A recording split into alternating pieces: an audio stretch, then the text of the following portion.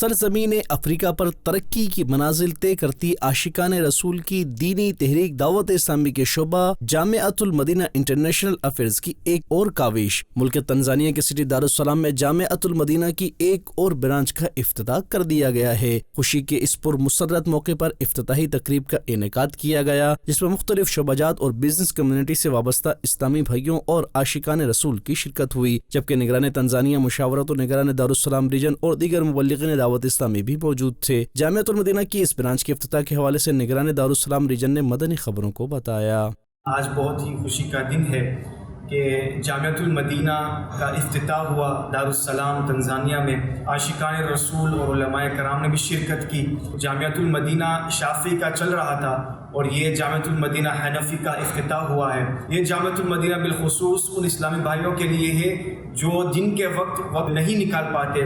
یہ رات کا جامعۃ المدینہ ہے جو 7 سے لے کر 10 بجے تک رات کے انشاءاللہ یہ کلاسز چلیں گے، جس میں درس نظامی، فقہ اور احادیث، عربک گرامر جو ہے، صرف و نحو سب سکھائے جائیں گے انشاءاللہ عز و جل۔